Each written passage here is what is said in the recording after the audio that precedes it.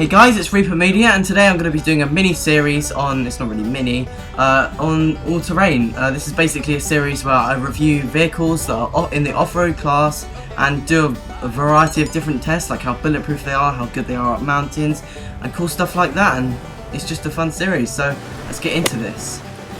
So, first of all, we have general handling. This car gets around corners pretty well, it does understeer quite a lot when it's on road, but that doesn't matter too much as the speed's generally good anyway.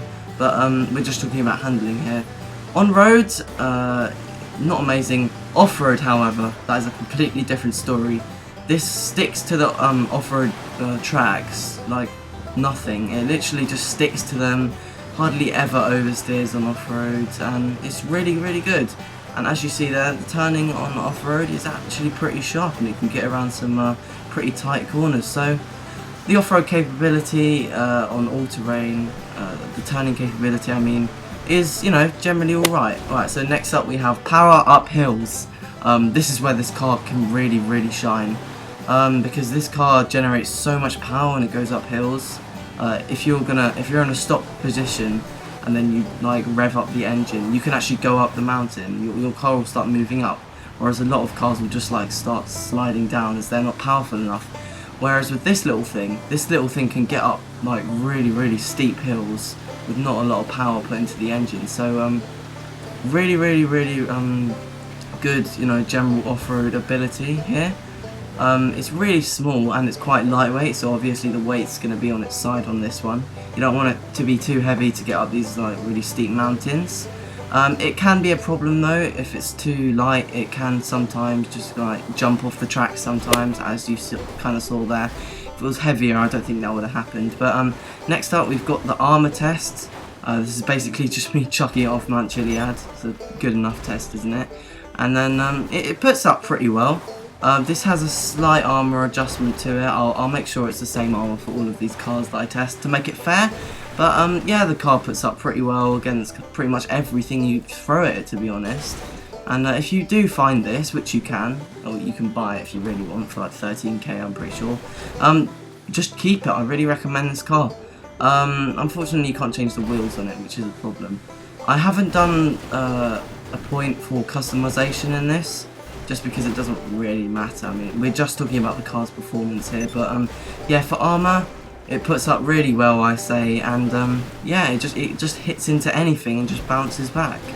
It does get a little bit messed up though, as you see here.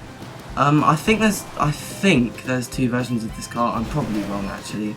I think there's a version of it without that thing at the back, the like sticking out thing, and with it. So, you know, if you guys prefer it, make sure you look for the one with the thing on the back.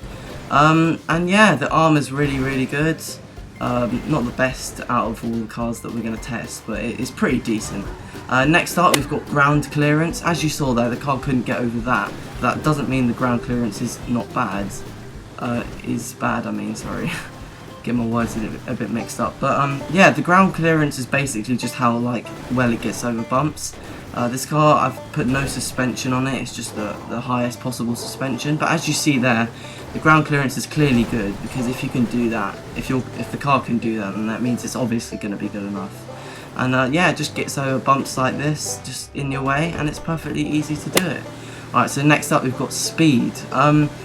This is where this car also shines too, because the car is actually, for the off-road class, really, really speedy. On-road and off-road, especially off-road, but as you see here, I'm showing it on-road. Next up, we've got ability and water. I mean, this is just how watertight the car is. It doesn't really fail in water, it doesn't break down, so that's a good side. And next up, we have bullet resistance. This car is amazing for bullet resistance. I'm not really sure why, but it's really good for missions, because you don't really get shot in it very much. I mean, there was a guy right next to me with a shotgun, and I was hardly taking any damage. And the car is just really, really good for missions, and I think it's because of the window size and the back of it. As you see here, you can't really be shot through the back because it's such a small hole to be shot through.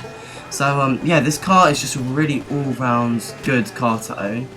Really bulletproof, just good at everything, and it looks really cool too.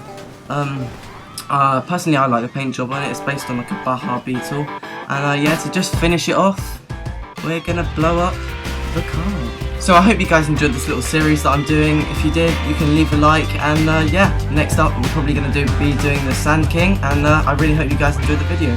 Thanks.